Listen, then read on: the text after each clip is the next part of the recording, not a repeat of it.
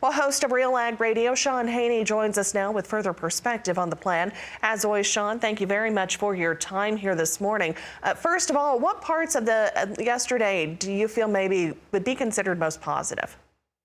Hey, Jenna, great to be with you here this morning. So I just think, right off the top, without getting into some of the details, the fact that the president had this on his itinerary, on his agenda, I think that is a very much a positive. Not just USDA Secretary Tom Vilsack, but also the president definitely put some weight behind some of the intentions here. Whether they'll work, well, that's still kind of up for debate.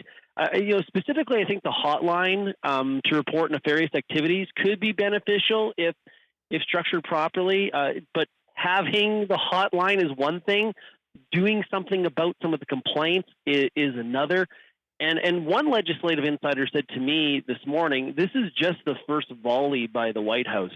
So we'll see if more comes, more details or more initiatives come forward here in the coming months. Shaun, which components of the plan for, of course, the process and in expanding the industry would you consider to be concerning? Yeah, and some of them you kind of mentioned here in this segment, Janet. I'm hearing concerns of real lack of clarity on the enforcement of the Packers and Stockyards Act. You just heard from Bill Bullard from RCAF. You mentioned his quote. There are others, NCBA also essentially saying the same thing. And I question here, is capacity actually the issue? Or, if you think about the drought on the whole west side of the United States, is the pressure on the cow herd size really our future problem that we have here when you think about the cattle sector?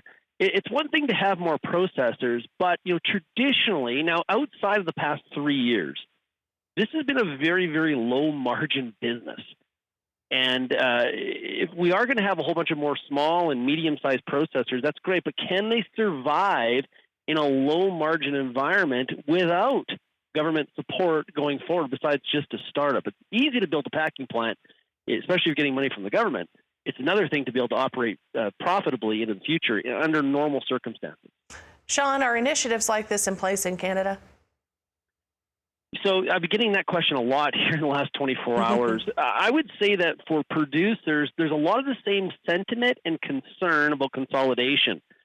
But in Canada, one thing that is different is there's been just a huge outcry to try to maintain the packing industry that we have. Canada does not have the same production scale as the U.S., and losing just one of the two major packers that are here in Alberta would be so stifling to the future of the industry. The Canadian government has not necessarily mentioned that they want to break up or deal with the consolidation of the sector, although they have been putting money towards smaller processors through COVID-19. So I would assess the situation in Canada as kind of a lack of political will to take the steps that we heard from the Biden administration yesterday. All right. Well, Shaun, as always, thanks for your insight today. Host of Real Ag Radio, Shaun Haney, on the phone with us here this morning.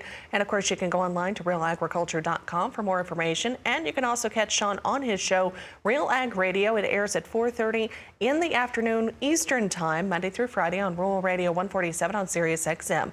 Of course, we'll chat with Shaun again here on the Market Day Report tomorrow morning.